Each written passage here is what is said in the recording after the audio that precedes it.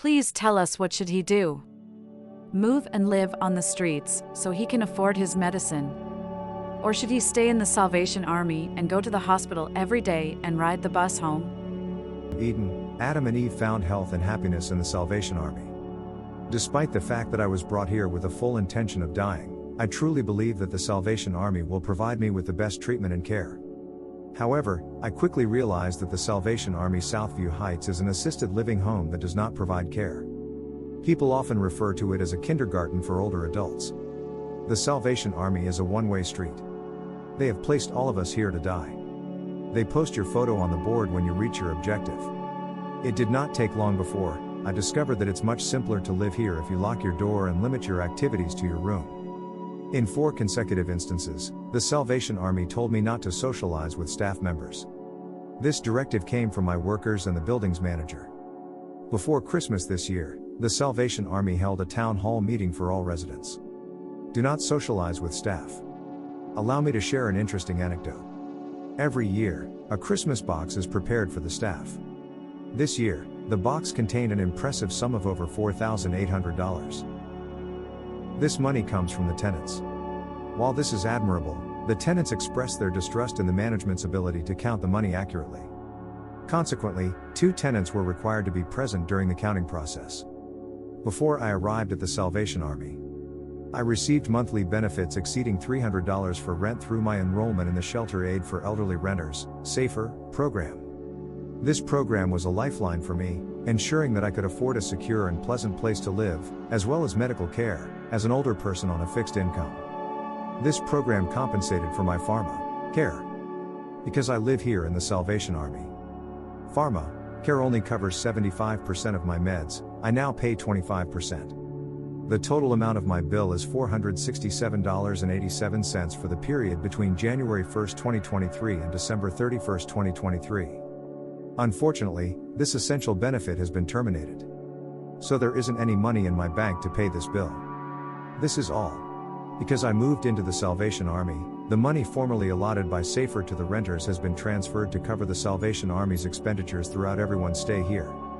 The SAFER statement suggests that the Salvation Army is collecting funds in the names of tenants who are unaware of SAFER, which stands for Shelter Aid for Elderly Renters. This program provides financial assistance to eligible elderly tenants on fixed incomes to help cover the costs of their monthly rent.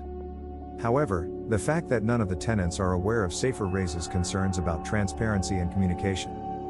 The reason I was enrolled in the Shelter Aid for Elderly Renters, SAFER, program is that I am only making $1,614.78 per month.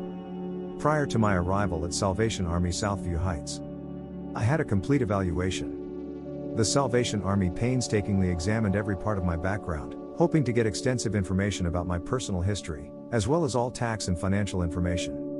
I moved into the Salvation Army on March 1, 2021. 70% of $1,614.78 is $1,130.35 plus cable, $30. Telephone, $26.20. Hydro, $18. The total rent on March 1, 2021, was $1,215.58. This is what I was paying in December 2023, $1,218.06. The Salvation Army says you must file your income taxes with the CRA every year to be eligible for a publicly subsidized income-tested client rate. As a diligent and meticulous individual, I have consistently filed my taxes with utmost accuracy year after year, maintaining an exemplary record of 100% compliance. On October 10, 2023, the Salvation Army said I made $26,290. So, on October 10, 2023, the Salvation Army said my assisted living rate on January 1 would be $1,533.58 plus cable, $30. Telephone, $26.20. Hydro, $18. I am told the Salvation Army would not do anything about it. They will not help. So, I phoned the CRA, Tax Services, and they said, "Sorry, we overcharged you. You did not make $26,290. You only collected $1,614.78 per month. That does not add up to $26,290. So, we will fix it." Then on October 14, 2023, The Salvation Army sent me a letter.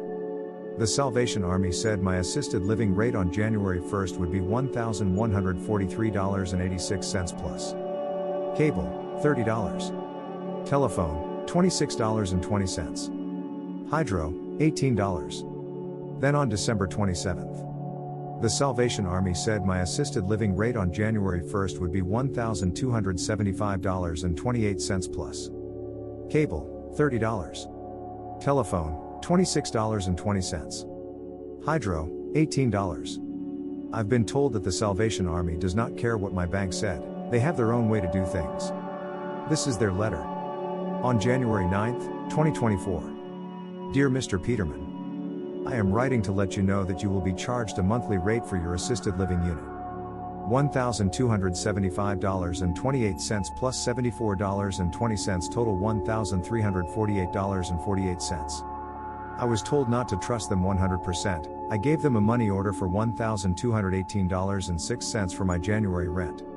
On January 3rd, 2024, the Salvation Army tried to take $1,607.78 out of my bank, plus $48. There was not enough money in the bank, so that check bounced. The government only pays me $1,614.78 each month. The Salvation Army is demanding everything. Except $3. There is no money for my health care. I've been advised to relocate or go to the hospital every day for my medicines. The Salvation Army will phone 911 every day to take me there. The truth is I cannot afford to call 911 now. What should I do? Moved, so I can buy my medicine, or go to the hospital every day and take a bus back? What would you do? I would sure like to know.